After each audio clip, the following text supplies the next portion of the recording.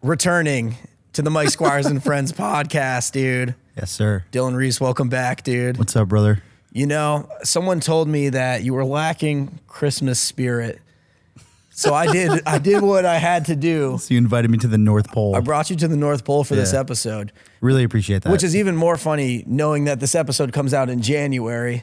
Totally fine. But someone would say Christmas is timeless. I like that. That's good. Yeah, it is. You know, it's cool. It has good energy in here. I'm not like a huge Christmas guy, as you alluded to, but it's not like I hate Christmas or anything. I just don't really care, honestly. Just I wasn't a Christmas guy, and this year, well, maybe it's because I'm around this a lot, but I've become a bigger Christmas guy, dude. I can see. This is your house, right? People don't know that we're in your living room right now. But how's everything been? You been on tour, dude? It's good, man. Yeah, I've been hitting the road pretty hard this year. For a lot of reasons, actually. Just wearing a lot of different hats. It's been really fun, man. I've been on the grind. I'm pretty tired. I'm definitely looking forward to Christmas season coming up just because all of this music business really shuts down. Oh, that's true. So we'll have a couple weeks off to hopefully just recalibrate and get some rest. So good, man. I can't complain. How are things with you? I feel like maybe people don't ask you that on your own podcast. Everyone always asks what Mike's doing. No one ever asks how. How is Michael Squires doing? Thank you for tuning in to the Mike Squires and Friends podcast. You can support by subscribing on YouTube or downloading on your preferred podcast platform. And definitely go do that because it helps us grow and I can have more incredible guests on the podcast. The Mike Squires and Friends podcast is proudly sponsored by Distrokid. Looking to broaden your musical horizons as an artist? Discover Distrokid. With its smooth and rewarding music distribution platform, Distrokid offers unlimited uploads while ensuring artists retain 100% of their royalties and earnings. Join the community of over 1 million artists who trust Distrokid to distribute their music across major platforms like Spotify, Apple Music, YouTube, TikTok, Tidal, and so many others. Having personally used Distrokid since 2018, I can attest to their superiority amongst distribution services. Collaborating with fellow artists has become effortless, especially with the ability to easily send splits of songs, streamlining the creative process. With the Distrokid app, accessing these benefits is now more convenient than ever. Safely sign up or log in with two-factor authentication, upload releases on the fly, monitor earnings, and withdraw funds from your Distrokid bank. Stay updated on royalties through push notifications, effortlessly share hyperfollow links, manage account details seamlessly, and track streaming stats from Spotify and Apple. Additionally, explore Mixia for professional-grade mastering, DistroVid for music video distribution, and Instant Share for secure file sharing with collaborators, producers, and more. The Distrokid app is available on both iOS and Android. Download it today from the App Store or Google Play Store to revolutionize your music career. Visit distrokid.com/VIP/Mike Squires to get 30% off your first year membership. Now sit back, relax, and enjoy this episode of Mike Squires and Friends.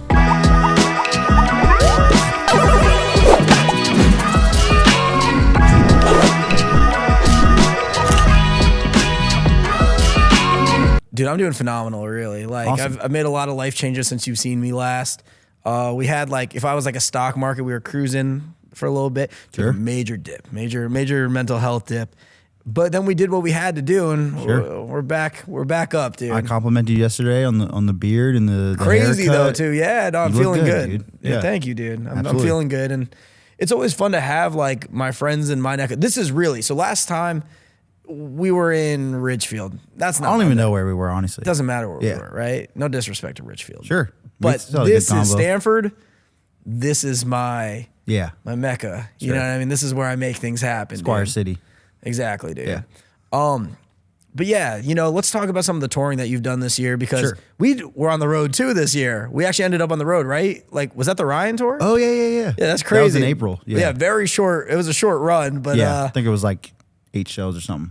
So you've been doing a lot of your own performance, which I saw you last night. Incredible, bro. Thank you. Thanks for coming, man. Of course, dude. Yeah. But last night with the show, dude, and Dylan too, he kind of talked about this on his episode, but it's you guys had the self DJ setup, but bro, you were manipulating your vocal on the spot, dude. Yeah. I got some new gear for this year just because I didn't have the budget and logistics to bring guitars and keys and DJ and all the things that I would normally bring. So on a tour like this, I'm just rocking solo. And on the tour I just got done, I did 30 Cities with the Hold Up, who I know you know. Yeah. It was just me. So I had to kind of get creative and think of ways I can make the show still exciting and just not feel like a dude standing on stage by himself. So just kind of turned it into like a one-man show. So I got a SP404, which was actually recommended from Dylan when I toured with him. I saw him using it. It was kind of like a self DJ. You can just kind of load tracks. I mean, you can make beats on that thing. You can do a bunch that is even way above like the way I know how to use it right now. But for live stuff, I just basically trigger my tracks on there, and there's different little triggers and cues that I can put in.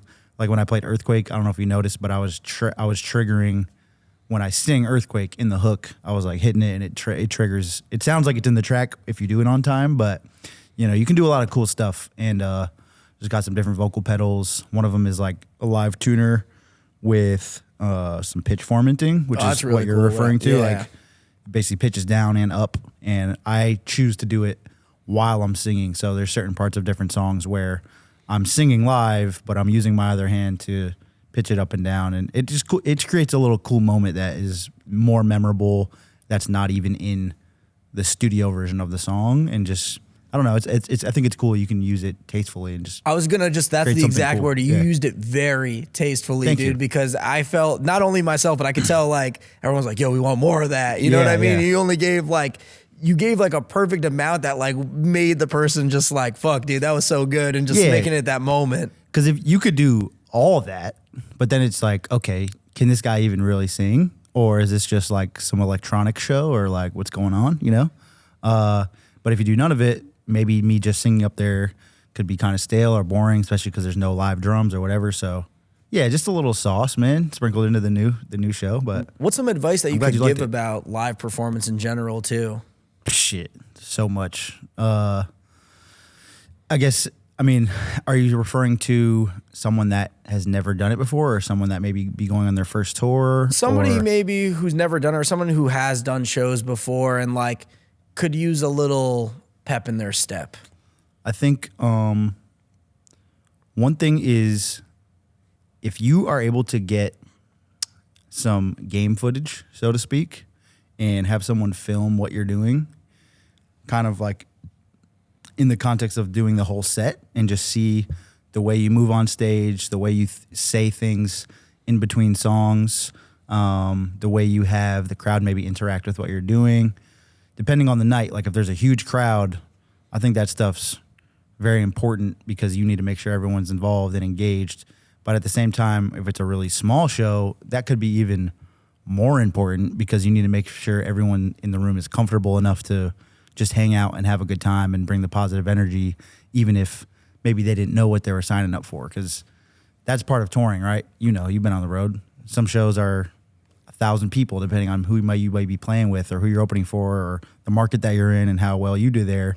And other times there might be 15 people in the crowd.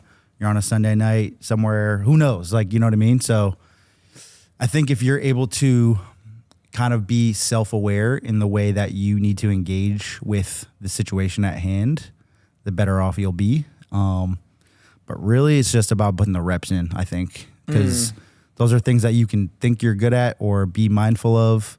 But until you're in every situation and have to think on the fly and kind of do it, you kind of don't know how things are going to go down. So I would say get on stage as much as humanly possible and just be mindful of your presentation, I guess. Yeah. Because I think that's really important. I mean, if you have good songs, then things are probably going to go well. You know? And I think also just the ability to like really live in the moment and like, you know, because things go wrong on stage too. You know what I mean? Have you ever had like an instance of like... Many. Let's talk about one, dude. I had one the other night in Boston. It was the first show of this tour. Got a little room packed out, great energy. I'm headlining the show. I go up there, that pitch correction pedal that I have. A lot of times I'll turn that off when I'm speaking in between songs because I don't want like live auto-tune on my voice when I'm just talking like this. So I'll hit that and speak. I hit it, the whole thing went off and my mic went out after the first song. So I have to just address the crowd like this off the mic, just a cappella, like, hold on 1 second, I got to figure this out because I don't know what the hell's going on.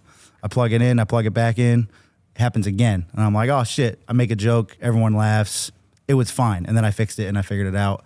It was fine. But like stuff like that just happens. And I think part of that is also depending on where you're at and what you have, you've got to understand your equipment and the way it works, because So important, if you dude. don't and you're up there by yourself, You're an idiot, dude. you might be standing up there for 20 minutes and the crowd's like, oh, this is amateur hour. Like, I'm out of here. Like, you know, so yeah, you just got to know where you're at and kind of roll with the punches, and sometimes maybe just make light of it too. Like I did a show earlier this year. I think it was in Portland, I want to say, Oregon. And same type of thing, like one of my pedals actually got unplugged because it was a really small stage and it was like tucked behind someone else's gear. And it was like during the middle of a rap verse and I had no idea what happened. Just went out my ears. The whole crowd's just looking around. There's like 200 people there. And I just had to like break it down. I made a joke. I forget what it was, but it went very well. You just kind of have to figure it out and there's a kind of an art to staying calm too in those moments, because you don't want to look like a fucking spaz on stage. Totally, yeah. You like fucking, yeah, you just gotta like roll with the punches, and like it is important to know your equipment too, otherwise you really can struggle. So it's like, I think that's like great advice for somebody who like, don't just trust the sound guy. Like you should really just know your stuff. I can say this, the conversation I had with the sound guy last night at Cafe 9 was very just comforting and like reassuring, because he was just like, listen, man, because they deal with a lot of like punk rock bands in that, you know, tiny little grungy venue. It's funny, which I loved, by the way. Yeah, I love that little spot. It's funny. I recognize a lot of this because we're in Connecticut, so Sure. I recognize like a bunch of the stickers from like the local bands from out here, dude. But he was just like, dude, your sound was dialed in. Like I was giving it to him in such a good place to start. He was like, I loved working this show because I didn't have to do shit. And that's how it should be. You Like, want to make it easier for the sound guys or for everybody, really. Of course. The less he has to do, the less chance of him either not caring or fucking something up or changing something while you're performing and then you don't like what you're hearing. If you come with your vocal chain dialed in the way you want to sound, you understand what equipment you have, what you need from them. I literally tell them, I'm handing you 4 or 5 lines, 2 for my tracks, stereo tracks, vocals, in-ears. That's it. I have all my chords for my pedals. I'm plugging in. I'm going to ask you to turn something up or down. Don't touch shit. Like, if you can do that, it's like the sound guy would have to be a complete jackass to ruin it. Or like the venue just sucks. So Yeah, which does happen. Totally. And like before this year, I was relying maybe a little bit too much on like the house engineers to give a shit about me, honestly, because sometimes I'm opening, they don't know me, they don't care, and I don't even always blame them. Like some sound guys in venues, staff sucks, and they're just assholes, and it's just what it is. It's the nature of any business that you do. Like you run into people, and there's like, yeah, this guy sucks. But most people are really cool, and I get that. You know, I might not be the biggest priority in their life to make sure that Dylan Reese sounds good at 8:15 on a Wednesday, you know, at this venue. It's a job. So the better I can present it and give it to them, I feel way more comfortable. So it's just about coming prepared and just trying to be as much of a pro as you can. Like you're just going to be in a better spot, you know? How do you feel about your show compared to the last time you were on the podcast? I feel great. I felt great then too, to be honest, because really the last time I toured in full like this was 2019. COVID. You guys know about COVID out here? What was that? COVID-19. It was like this huge. I'll send you a link. Can you put that with the Usher? What was that dude's name? Yeah, Usher. I'll send you a link to Usher. Okay, Usher. COVID-19 happened. But yeah, I mean, obviously that killed momentum for everybody touring wise. I did like a few one-offs past few years, just live music wise.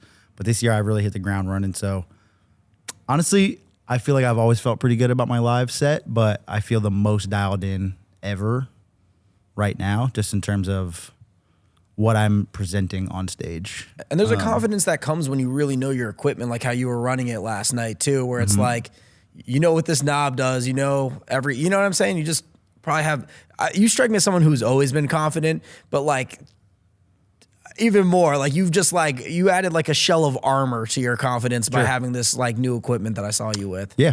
Yeah, thank you. I'm glad it came off that way. Yeah, no, it was really tight too. The second you did the pitch thing, I was like, yo, send me the link, dude. Yeah, you were like literally on the side. I literally and you're said like, in the yo, middle what of is the that show. thing? And I was like, I'll send you a link, and we got a little chuckle out of the crowd, so that was good. Yeah, improvised, dude. Appreciate that. It was good. It was good little Alley-oop, dude. Yeah, it was good. But yeah, so you did a lot. I mean, you've been busy this year, dude. I feel like this is probably like one of the more busy years I've seen. I feel like you're always busy, but this year I feel like you probably toured more this year than any year in recent times, at least. Especially because I've just kind of taken on different roles. When we were out together with Ryan, I was kind of like tour managing for him and just helping out with merch and just being kind of a utility player for him when he was open for Webby. So like that was fun. That was more so like honestly for the hang. That's why I went too, dude. And it was just like, yo, this is gonna be fun. Two of my boys. You know, this is an easy job for me. Ryan loves sharing a room with me, dude. Yeah, you're snoring all the time. Not the best, but we had a good time on that tour. And then, yeah, I've been wearing like the agent hat for a lot of abstract stuff. Just because I, you know, as his manager, we talked about this last time. I just want to prioritize keeping him out there and continue to plant seeds. So I'm doing a lot of the back end, like actually booking the shows. And then for those tours, if I'm available, which so far for all the tours he's done in the past year or so, I have been available. I also go and tour manage them. So I'm like the point of contact every show, making sure the gang's ready, you know, the whole deal. I don't have to explain to you what a tour manager is, but No, I know it's a tight ship. I'm not always performing when I'm on tour, but I'm on tour. I've been on tour a lot this year. And then, And then I just did, that 30 city run with the Hold Up. That was just like 6.5 weeks. That was an exhausting one. I was also doing merch for him and I. So it was a grind, man. It was really fun though. That was probably one of the most fun tours I've done.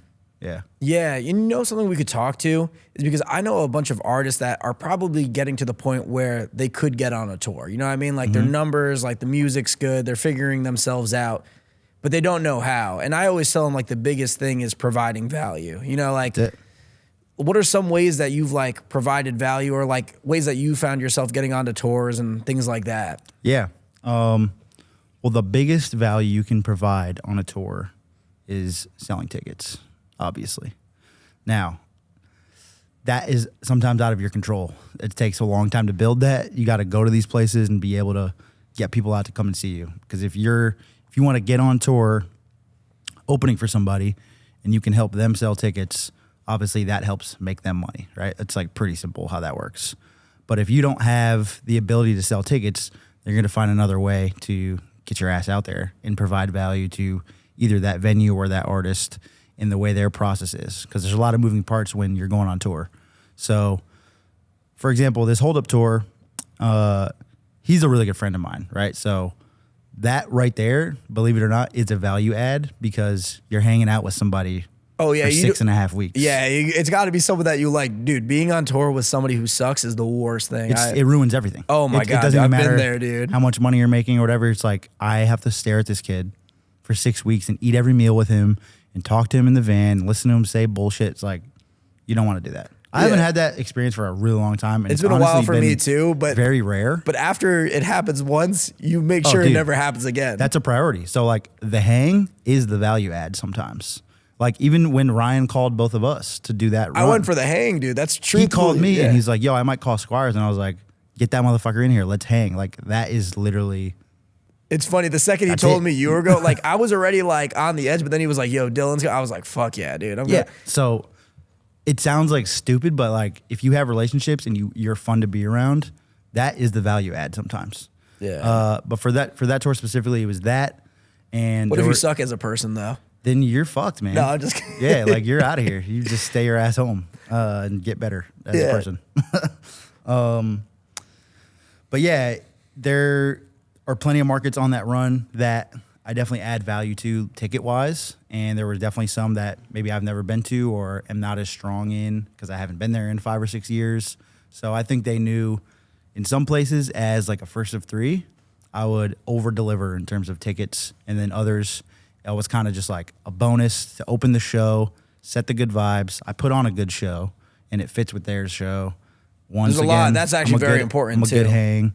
And then I I'll also do I'll do both of our merch, because the way I looked at it was, and this is a crazy thing to say, and I know you know this, again, because you've been on tour, but selling merch and like having a merch setup and running that operation on the road is a real skill. Oh, there's an art to it, You know, dude. like anybody can just sell merch and sell a t-shirt, obviously. I'm not saying it's, But there's a way to do it where you can like yield the best results. 1,000%. I think I do a very good job at presenting the merch situation, not only from like a brand perspective, but also Even last night, dude, you know what? We were in like, it was like more kind of like a dive bar kind of situation, but the merch was definitely on point. Dude. The presentation was crazy, I don't dude. fuck around with the merch, bro. So the way I looked at selling the Holdups merch on that tour was also just, I basically get a free meet and greet with all of his fans, whether they like it or not. Because if they're coming to buy a t-shirt, I'm going to have to be the guy that checks them out, and I'm going to be respectful and friendly and easy to be around.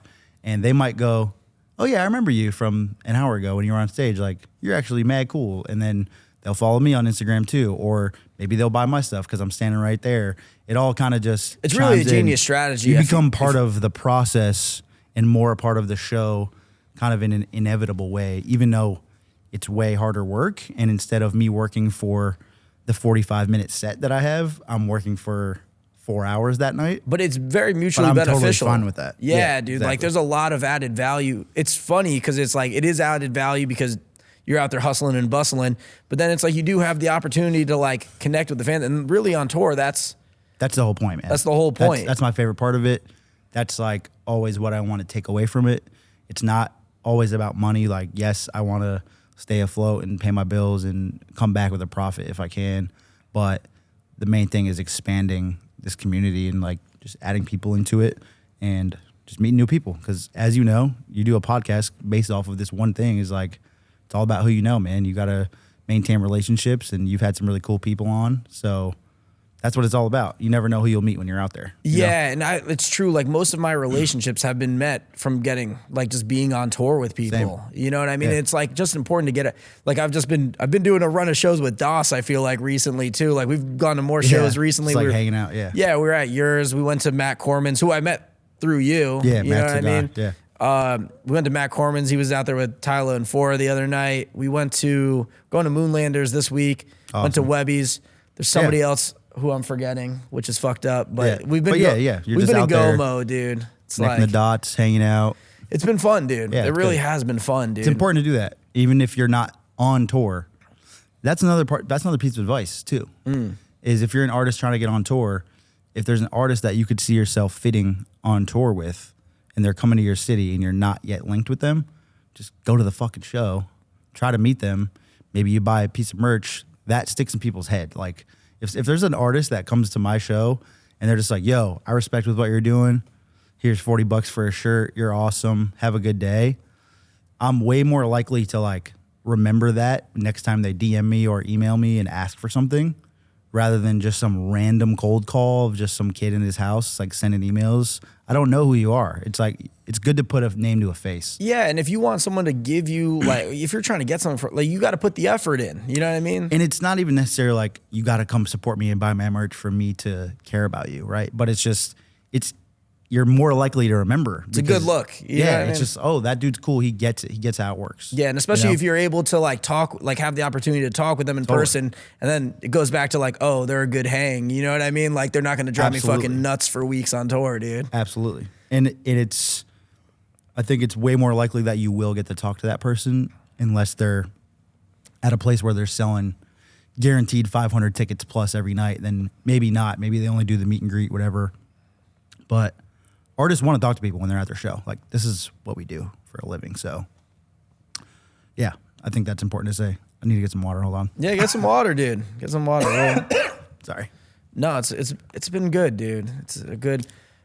I want to talk to you about what's been going on this last year, though, too, like music wise.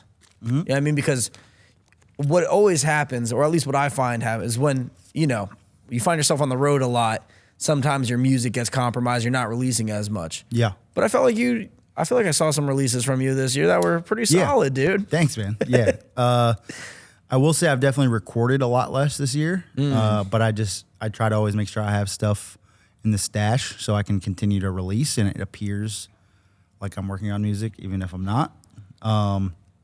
Next couple months, I feel like I'm definitely going to get back into creative mode because I'll finally have the time to. But yeah, I put out some good jams this year. I Can't Wait with Kate Forrest is a good one.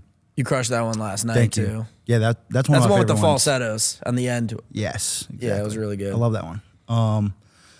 Another song called Always You that's done pretty well. I'm dropping a song this Friday with my boy Nick. He's from North Carolina. Well, technically it'll be out because this podcast comes out in true. January. Yeah, Yeah, it's so out now, dude. This song Cruel that came out in December, a long time ago. But yeah, we got some more jams coming too. Like I said, I just try to keep stuff in the stash so, I can be consistent and continue to just play that game as well. But definitely prioritize the live stuff and community building a ton this year, which I feel like has gone really well. What's something that you learned from continuing down that path? It's very validating, and the Hold Up tour has been very reassuring to me because, like I said, since 2019, there hasn't been many tours for me, and sometimes you don't go to Denver or Salt Lake City or Texas or Washington, D.C. or wherever for a long time, and you know that there was once, a strong little niche group of people that really fuck with you, and you wonder, do they still give a shit? Like, are they who still knows? there? And when I went on that Hold Up tour, I was grateful to be playing for his audience and get another chance to plant more seeds for myself, but it also felt every single place there were people that knew me from prior shows, whether they were with him or just like from my own stuff that came out to see me for the first time or, from other times that I was touring or whatever. Like, it felt like my community was really strong. Even if it was in like small pockets, like we'd be in Oklahoma City and there's like 4 people that are like stoked about me specifically. I'm like, fuck yeah. I've never been to Oklahoma City, so that's what I like to see.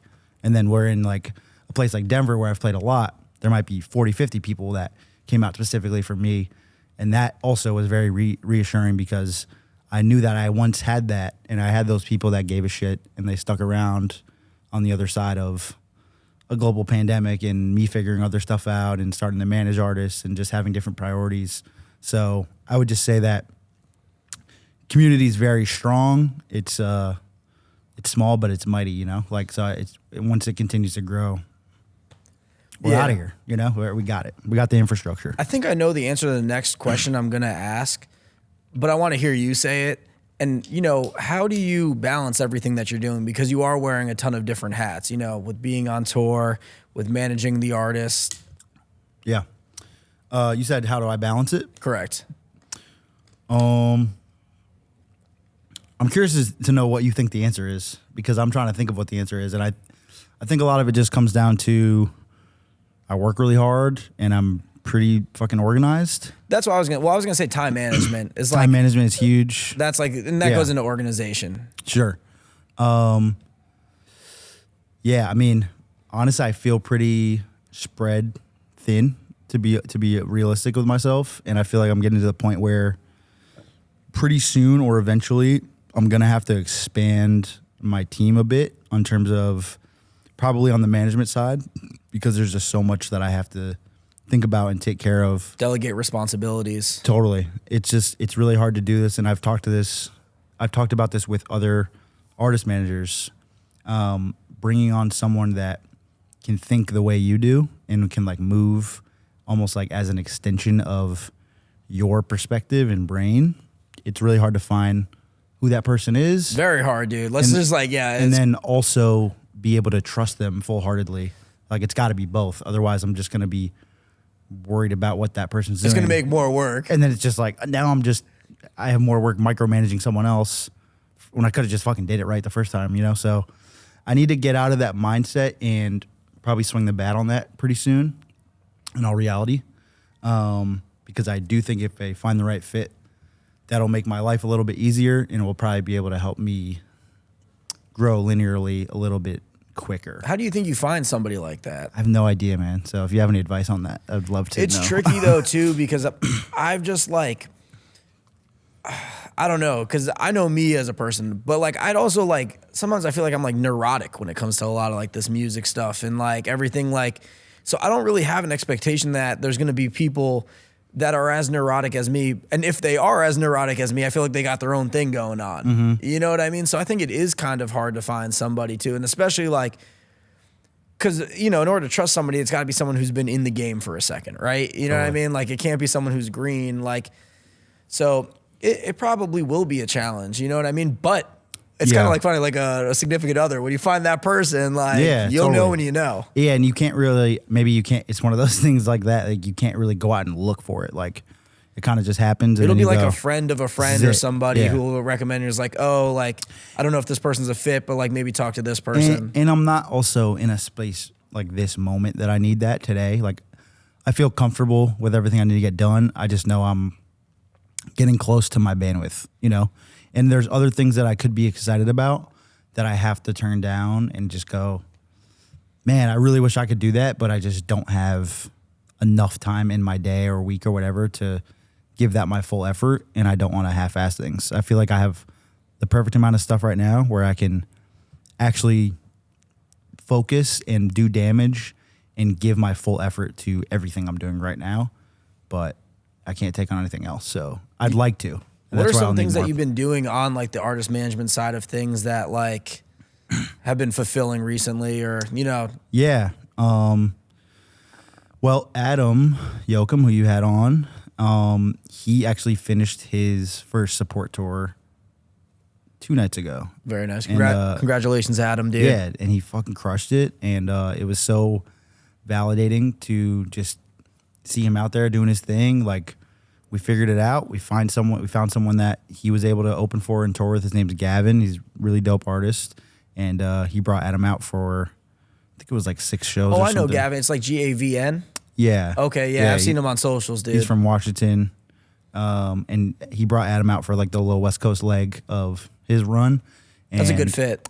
I was stoked that I was upset that I wasn't able to be there because it crossed over with my headline tour, but I wanted to be there in like TM and just, you know, just be a part of that. But I talked to Adam almost every day while he was doing it, and he had a great time. He did all the things I was just saying, like starting to build community. There's pockets of people that come out to see him in these places that he's never been before, and he's selling merch and he's building relationships and just doing that part of it and starting to plant the seed. So that's been really cool to just get him moving in that way on top of all the online and streaming and stuff, which obviously that's a whole other ball game that we're playing too. But that's like number one thing that comes to my head.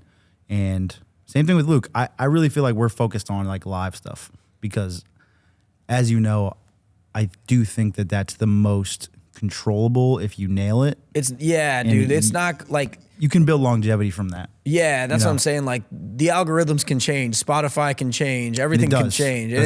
Does every month, basically. You know what I'm saying? Yeah. But like the shows are like really, and you know, I mean, an artist who I've worked very closely with and a very close friend who's a super testament to that, Watsky, dude. Like totally.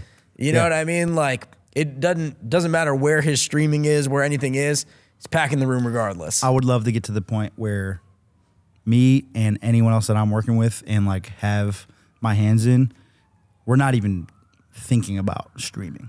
And like I'm kind of already there, which is not to the point where it's like, yeah, we're just chilling. Like we're still figuring stuff out, obviously, but streaming stuff is so just up and down. You can't control it. You would go insane if you were just focused on that all day. And people do. It's important, right? Because one, you get paid for streams. 2, new people can discover you if the algorithm is in your favor and things are moving in the right direction. It's all good things, right? But I just look at that kind of just like a tool, just how social media is. It's just a new way for people to find out what you do. And I look at it as an advertisement for the real thing, which is the show. Come see me in person, see what it's like, see me do the pitch correction thing you didn't know was coming, see me put on this outfit that you maybe didn't think I was going to wear. Eventually we'll have different lights or whatever. Like, come to the fucking show, man. This is a show. And it's cool too, because the people that, you know, tag on early enough, like get to see the progress of it. It was like, yo, totally. I remember seeing Dylan Reese in the bar in Connecticut. Now he's fucking superstar, dude. That's what I want. Yeah. And I think that just comes in time, dude. And it like kind of goes back to what we were saying earlier. It's just like repetition too. And like, I think something that, you know, for artists that are like, because I see artists kind of like make like headline tours for themselves too. And I think I support it. Like, you're like a good example of that, but it's like, don't be afraid to play the market and just know, like, just know it's going to be what it is the first round, dude. 100%. I mean, we did that in 2018 with Luke or Abstract and Ryan, and we just went out there and just said, fuck it. We don't care what happens. Like, if there's 7 people, there's 7 people. If there's 100 people, great. And sometimes you got to do that a few times over in order for it to latch on. And then you just kind of learn, all right, maybe this market doesn't work for me, but I tried it. And then this other one's really sticking. So I'm going to go there once a year now for sure. Like, you just figure it out. And I think a lot of artists have a lot of ego wrapped up in the social media of it all, the streaming stuff, and they don't want their fans to see them in front of 25 people at a bar in Cincinnati, Ohio. They want them to think that they're a superstar and like too good for that. Well, yeah, because you know the fans that think that way, I don't really give a shit what they think, to be honest, because I want people that just like what I do and like me for me. This is the authentic version. This is the truth. It is what it is. Like, I'm not necessarily shooting to be the guy that's playing arenas. I just want to build a little business that's sustainable and give back to people that give a shit about what the things I'm doing, you know? Yeah. And, you know, talking to that point, though, too, is like there's kind of a facade that comes with the streaming, too, where it's like you can have an artist with literally millions and millions and millions and millions of streams, can't put 10 people in a room, dude. And it's like, to me, that's like very interesting because, like, you know, if someone's listening in, you would think that the person with millions of streams could do it, but it's like touring's kind of its own entity that you have to build up. And it's like, will that help your shows? Of course. You know what I mean? In that artist that you're talking about, and I know you're not talking about one specific artist, but the person that's in that position, that doesn't mean that they're whack. That doesn't mean that they did anything wrong. It might be just they didn't focus on that yet, or the fact that selling tickets is the hardest thing that an artist can do. It is so incredibly hard, dude. If you're an artist that sells tickets, it's like you're living in a fucking dream world. It's like impossible to do. Like, it's crazy. So that's why I'm shooting for that, because I know how difficult it is, and it's also kind of hard to like strip away once it happens. Like, you have to really fuck up or like go away for a long time, or, you know, like if people will buy tickets to come see you, then they'll probably do that again, especially if your show's good, you know? And the thing I'm trying to say, too, with this is that, like, you know, I see a lot of these artists focus on their streams, but maybe you should be focusing more on the live show, because that will, you know, create more monetary opportunities for you, too. You know, someone buys one T-shirt, it's like they would have had to stream the song fucking, 20,000 times, dude? Yeah, like, exactly. It's like a psychotic amount of times, dude. That's my opinion. And I know there's some people that might disagree that maybe understand digital marketing at a way higher level than I do, but I also just know what my goals are, like we were saying. Like, I don't need to have 1 million monthly listeners to live the life that I want to live, but I do want to sell 300 to 400 tickets or whatever it is in every market in America.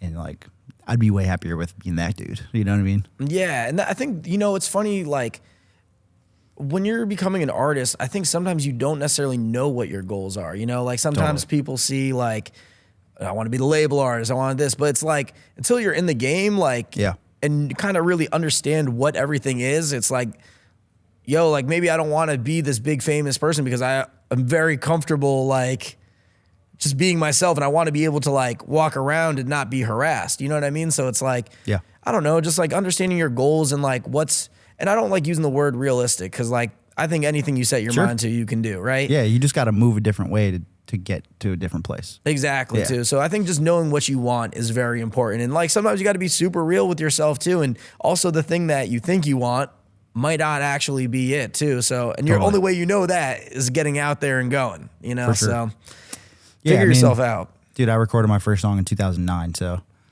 I didn't know what I wanted then. Like, it's taken a long time. So as long as you just keep going, you figure it out little by little. And it's also an ever-changing thing, too. You know what I mean? Where it's like, I know what I wanted 5 years ago is not where I'm at now. You know what I mean? So just got to, like, you just learn yourself, but also just, like, trust yourself, too, to, like, you know, and also trust the process. And because there are going to be days where you're going to be like, fuck, this is a lot of work. Dog, this sucks. Like, bro, we're going to have to set up a podcast inside of a Christmas winter wonderland. But just to talk to Dylan Reese and Dylan Owen. the Dylan Square, dude. Yeah. But, you know, you just make it happen. But I also think there's something to be said about like just making it happen, right? Like, because I think sometimes people get caught up in like they get too afraid to start. They just like, or they don't know where to start too. And it's like, you know, if someone was trying to get into like music, touring or anything, like I think the best thing they can do, and maybe you can talk on this too, is just like look to people that are doing it. Yeah. I think that's exactly what you should do. That's definitely what I did when I was first starting. I took a lot of gems from certain artists of like, I love the way they situated that part of this. And then I would see other people do things and I would see it go very wrong or just have a perspective that I didn't agree with or whatever. And I would be, okay, that's how I'm not going to act when I get to that position, whatever. Like, think if the more you're a sponge, like you just soak things up and then realize your version of what you want and who you are. And eventually that just kind of snowballs into something solid that you can just be, and then you just be that thing the best way you know how to do, you know? Yeah, and I think there's something to be learned. Like, there's something you can learn from an artist, whether they're the best or the worst artist. You know what I mean? Because, absolutely. You know, you can see how it's done and like, wow, that's an incredible operation they got there. Like, I love how I do that. Or it's like, holy shit, that is terrible. That's a mess. Yeah. I don't know how they're staying afloat right now, dude. Yeah. So it's like, for sure. You know, there's always something to like learn when you're in these situations. So I think it's just the big takeaway I'm taking from this episode is just you gotta just get out there and just in real life, don't hide behind the keyboard and be a keyboard. Like the DMs are cool and you can make things happen and you should. Yeah. But like get out there too and like meet people, dude, because there's nothing that's like, I mean, I've been able to make, I feel like this year for me, I've been able to make a lot more happen for myself just because I've been having like conversations and like, even with the studio I got here at the stand, we're clearly not in it yet, but you know, I'm working on this studio and I think it just like started with me just getting out there and having a conversation. I don't think I would have got the same response had I just like sent an email or something, you know? I just like, cause I think when you show up, it shows a level of like, oh, I'm really serious about this. This is important to me. And it's easier to get a grasp on your character in person. And if you are professional and respectful, like pretty normal person like you are, if I'm, you know, someone that you're asking something of, I'm going to be a lot more receptive to that because it's like, yeah, this guy showed up. He's cool. Nice guy. He said please and thank you. He's not a psycho. Like, let's do it. And if you just get an email, you don't know who's behind there.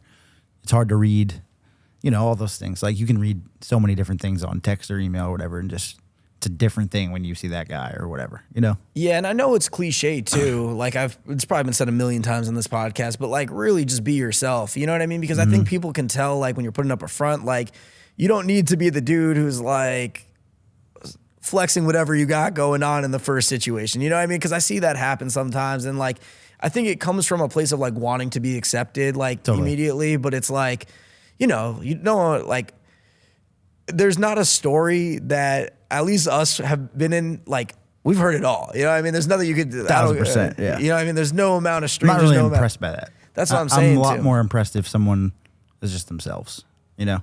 Which is why I love you, Mike. In all reality. Unconditionally, dude. Because you are just you, dude. Yeah, and what you see is what you get. But I think also, like, one, you're going to be happier, too. And then you'll actually make things happen for yourself, too. Because I think people can see through the bullshit and, like, I honestly... and you know, I enjoy the podcast from that element too, where it's like, dude, I don't think I could do a podcast talking to a guest ever. Like, yeah, you're gonna get the real me from it, like somewhere in it, like, because it's just like I'm not gonna be able to fake all these podcast episodes. Sure. You know what I mean? It's like I feel like it's hard to do. Yeah. But that's why I think certain podcasts, like you know, like a Joe Rogan or somebody, it's like you just get on in the. If you listen to him regularly, you feel like you're like kind of boys with Joe Rogan. Like you know how he thinks, you know. His sense of humor, obviously, like different little things that he does or whatever. And that's just because we've listened to him talk for a couple hours at a time every week or whatever. It's more than you talk to probably your real friends, you know? Yeah. So it's just crazy. So what's next for you, dude? Like, you know, we'll take it from both sides. What's next for you on like the artist side of things? Yeah. And I want to talk about Ellis too. We didn't talk about Ellis a lot today. Oh yeah, sure. Well, this is coming out in January, right? This coming out in January, dude. So in February, I'm going back out with the Hold Up for a West Coast leg, kind of like a continuation of what we just did. Oh, amazing, dude. Just Congratulations. Thanks, man. It's going to be fun. That's already announced. So yeah, tickets are up, but I think I forget how many shows it is, but it's much shorter. It's like 8 or 9 shows, kind of some secondary markets that we didn't necessarily hit or just have the ability to hit on the first run, but all dope cities. So, check out the dates. I don't know off the top of my head, but it's in early February. So we can put it up here. Let's just throw it up. I can send it to you.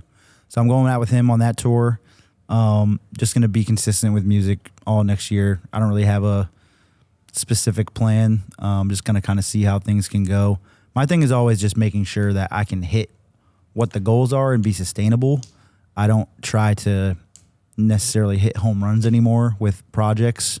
It's just, if it's going to take me 2 years to figure out how to do an album, then I'd rather put music out slowly and just make sure I'm staying in people's ears and then decide later, okay, this is an album. This is how I want to package it up. So they'll just be nonstop music next year. And yeah, consistency is really the most important, and just staying in people's faces. Because you can control it, man. That's like kind of the thesis of everything I do, like in the way I think.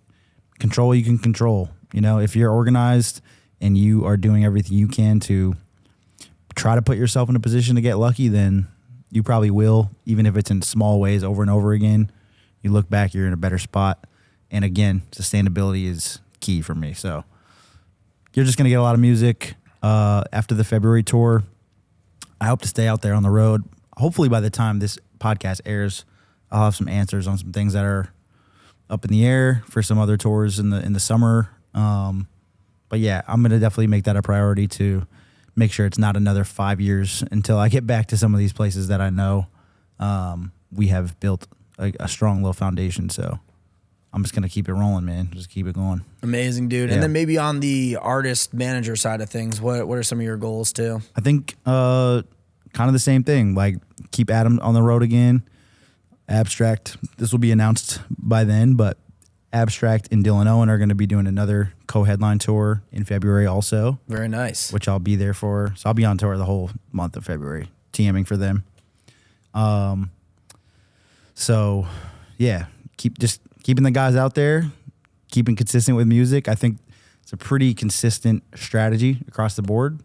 Just show up, put music out, stay on the road, see what comes of it. I just think good things come when you do the right things, and the answer, they'll probably have more of a developed answer by the time this comes out, and it's not even that far away. But it's just because try to keep the foot on the gas in any way that we can. And I don't know if we talked about this last episode I was on, but I really just don't like to put goals with numbers out there because it's so just like up in the air. Like I could say I want to get 5 million streams next year and play 75 shows, but it's like, who the fuck knows, man? I'm just gonna like do as much as I can the best way I can. And you know what? So sometimes like when you like put the numbers on, I mean, it could go both ways, right? You could either set yourself up for disappointment if you don't hit it, and you could have done an incredible job anyways. You know what I mean? Yeah. Like, dude, and sometimes I suffer with that too, where it's like, even when Spotify Wrapped this year dropped, like,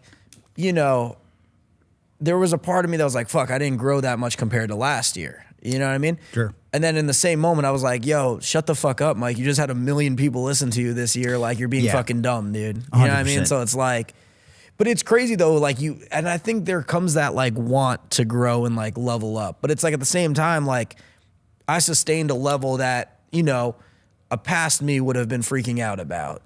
Yeah. And also I try to remember at the end of the day, I got into this because I wanted to be an artist and I wanted to create. So just because my numbers were the same as they were last year, one, that means I sustained it. So that's good news, right? I could have fell off because I felt the same way. My numbers were almost the same. And I basically glanced at it and then just went on with my day because I got too much shit to do. I put very little stock into stuff like that, to be in full transparency. But I sustained it, right? So like I look at that as that's good news. People are still listening. That's good. And I only put out 6 new records this year, as opposed to years in the past, I might have put out 40, But I got better at making music this year. as I do every year. So I'm very happy creatively with the things I'm making. And like, I know it sounds like maybe like hippie shit, but it's like, that's what I care about. Like, I want to make shit that I believe in. Numbers are numbers, bro. It is what it is. Like, again, you can't control it. Yeah. You know? Yeah, and it kind of goes back to touring too, because like the more consistent you're out there, you can actually control that and like really build. Because when you're meeting people, like, and you know, finding other people that could be fans of your stuff or like building like genuine relationships with them, it's like no metric or number can take that away too. 1,000%. Yeah. Yeah, and you know, I'm someone who like is very thankful for Spotify because you know that's how I live, right? Mm-hmm. But you know, there are things that's like, you know, think about how successful artists would be if they had the information of all the monthly listeners that they have, or like, you know, the people that like really tune into their music. If I had everybody's phone number, if I had every monthly listener's phone number, oh yeah, or like anything, like I'd be selling way more tickets. Well, that's all I'm saying, dude. Yeah. So it's like, you know, it's like to go back to like the metrics of things. It's like it's real, but like, who are these people? Yeah, that's the game. That's why going on the road is like trying to piece that puzzle together and figure it out. And sometimes you find some people and you have conversations with them and you don't know, hey, how, you know, thanks for coming to the show. Like, who'd you come to see? And they're like, you, dude, you're my like top 5 artists. And I'm like, you've never messaged me one time. And then you figure that out. And now, you know, I get their contact, I get their Instagram or, you know, sometimes their phone number for my contact list. And I'll let you know next time I come back to San Diego or whatever. So again, I mean, I feel like we've only talked about like the importance of touring on this episode, which I'm fine with because I really do think that's super important. And you had a big touring year too, so I feel like it's a good, like, you know what I mean? It's good to hear it from someone who's been doing it. Yeah, I guess you're right. Indeed. But yeah, dude, like, and it really does bridge that disconnect. You know what I mean? Because like, again, going back to the monthly listeners, it's like you got like these artists with so many monthly listeners, but it's like even me, like, bro, if I had like if all the people that were monthly listeners at one point throughout the history of time, like I'd have so many followers, you know what I mean? But it's like, who are these people, dude? It's hard. Yeah. So, I mean, really getting out there and in the real world is really, that's really should be the takeaway, is like whether you're trying to get on tour or just network, like the real world is going to be your best opportunity for that. Like, don't get lost in these digital stuff. You know what I mean? Yeah, and again, it's all important, and they all should paint the full picture together. But yeah, it's a crazy game, man. It's very tiring. Yeah, what's an opportunity that has like happened for you for just like getting out there and, you know, maybe connecting with somebody in the real world, dude? You're funny, bro. I love the way you like podcast and ask questions. I'm hopefully better than I was last year. You're so though. good. Yeah, I love it. In the real world, sorry, I lost train of thought in the question. What's an opportunity that I came across from being out there? Yeah. Well, in 2019, I toured with the Hold Up, and for 2 of those shows, there was a band named Catastro that played the shows with us. They like co-headline with the Hold Up, so I was first of 3 for those shows, and I didn't know any of these people. I just got added to the Hold Up shows by complete chance. He found my Spotify, listened to my songs, and he's like, I think you're fucking sick. Just come on tour with me. And I was like, let's get it. Complete lucky. But again, that just came from consistency and like developing a brand that he was able to recognize very quickly and just think, I think I'll probably get along with this guy, and I think his music's awesome, so let's run it. He didn't even care what I was selling, whatever. He was just like, I'll do that part. Just come open for me and don't fuck anything up, basically. So I was like, I can do that. Now we're very close friends, but this was the first time I toured with him. And I met Catastro, and they were just cool dudes, 4 guys. And just from those 2 shows, they were like, yo, your set was amazing. You and your crew are like just good dudes. We want to bring you out on our tour next time, like we headline. And, you know, sometimes people just talk and just you're being nice or whatever. And I'm like, dude, I would love that. And again, I didn't know them. Sure enough, before I finished that tour with the Hold Up, I had an offer for another 22 city tour from their manager in my email. And it was like couple months after that. So 2019, I was on the road for 8 months or something, like right before COVID hit. And I wouldn't have got that opportunity if I wasn't at that other show. Just randomly, I bumped into them, and they were like, no, this guy's sick. Send it to the agent. Let's get him in here. Like, we want to bring him, you know? If I emailed them and was like, hey, can I open for you? Who knows if they would have seen it? Who knows if they would have gave a shit? Who knows if my online presence would have matched up to their agent's, you know, whatever requirements of like what they wanted to do. But they were like pushing for it because they met me and they're like, no, we want Dylan to come. Like, he's fucking sick. Our fans will like him. We want to hang out with him for a month, you know? Yeah. So, Dude, it's funny. Like, any tour I've gotten has been shit like that.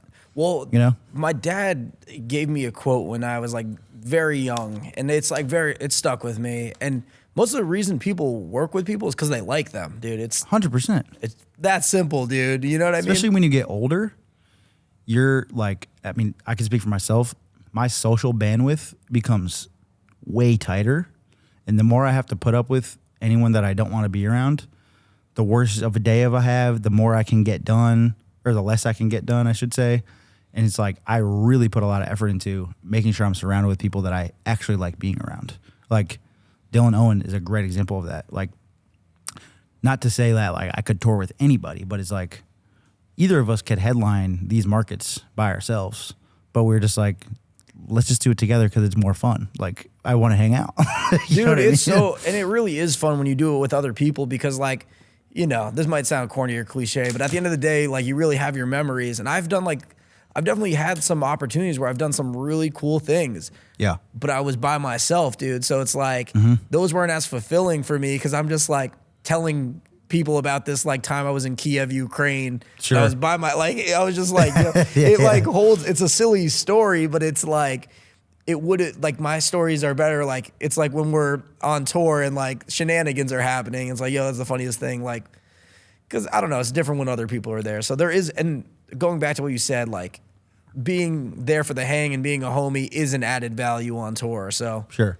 And yeah, and especially in like the independent music scene, I think people really do look out for each other when there's genuine love there, because at the end of the day, we're all doing this shit because we love it. Like, none of us are millionaires, you know? So it's like, yo, why wouldn't I include my boy? We all know that opportunities come and go, and like sometimes they're few and far between. So it's like, if I have an opportunity to throw someone else a lob and include them, and I like them and I do want to see them win, then why wouldn't I just bring them on board or like intro them to someone that can help them? Like, you and I have done that for each other so many times, and sometimes it comes out the blue. It's like, yo, Dylan, just want to connect you with this dude. Here you go. And then you're just out, and vice when you versa. put energy you know? like that out there, like, it comes back. Like, not that you're looking for it, but like the more positive it comes you put back, it bro. comes back, dude. 1,000%. Always, dude. Yeah, definitely. So I'm gonna pull this to the end zone, dude. Please. You know, it's a year later since our last episode. What's some advice that you'd have? Has it been a full year? Well, you came back in, I think you were here December. Would that make sense with the timeline? I think you were here in December. Yeah. I think it's been a year. Yeah. Wow. Okay. Sorry. No, it's good. It's good. It's like, well, now that, you know, a year wiser, dude, what's some advice that you have for artists or even just in general, dude?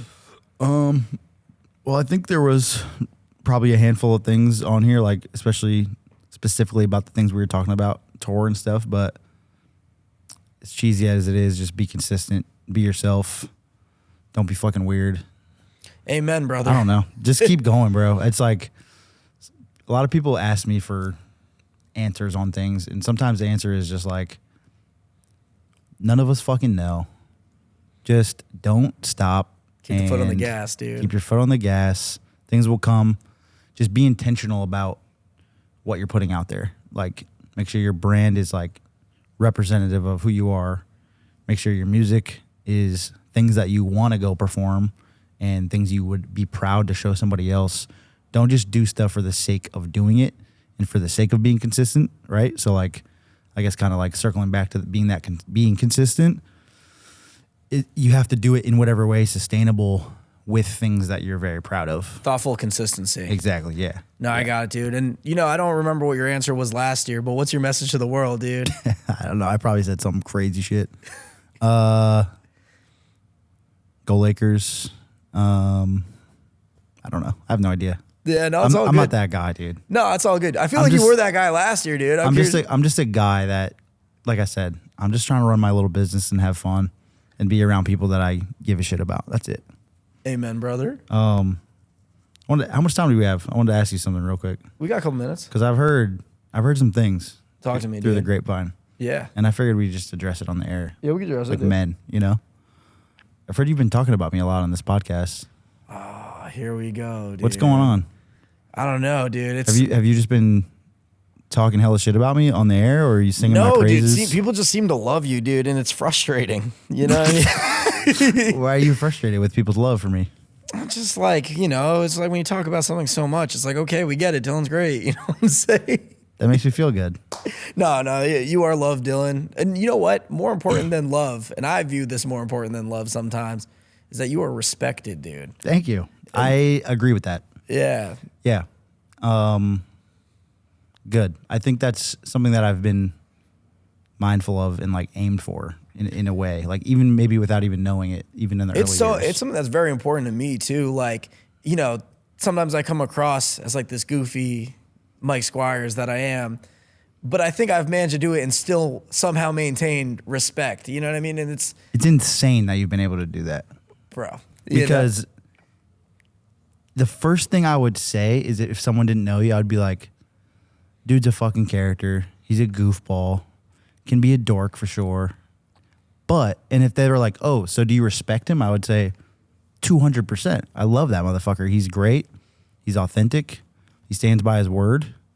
I have nothing but respect for you. But you are a goofy motherfucker at the same time. Dude, and it's that's crazy. That's a crazy little juxtaposition, and it's very unique to you. Thank you, dude. Yeah. That might be the greatest compliment I've ever been given, dude. Dude, that's real shit. But I feel like people that know you would like, everyone would agree with that. You know what I mean? It's nice. I feel it. You know what I mean? Like you have, and I hope you don't take this into like a condescending way, but No. you have like pure little brother energy. You know, it's funny that you say that too, because, you know, think about the artists I've toured with, you know, Watsky and Webby, and like in a weird way, they've become like my older brothers. Yeah. You know what I mean? Yeah. Like I see them as like, not like they're like full, but it's like, Sure. You know what I'm saying? Like, No, and I don't mean it that way, and I think you get what I mean. But it's just, I don't know. I just see you as like, yo, I gotta fucking take care of this dude. I gotta help him. He's gonna help me too. Like we just look out for each other. But I don't know. it's a beautiful thing. And the whole, that really, if you're trying to be successful in music, it really is that. Just take care of the people taking care of you and vice versa. And don't even think about it. Just do it because it's the right thing to do, or like, you know, do it for your heart. For sure, man. All right, Dylan, if people want to find you, where can they find you, dude? Dylan Reese Music at all social medias. Dylan Reese on Spotify and Apple Music. Very easy to find. You'll probably see this face in the profile photo. That's it. Hit me up. I appreciate you coming on, dude. I think we got 10 seconds left on the camera, dude. Thanks so much, bro.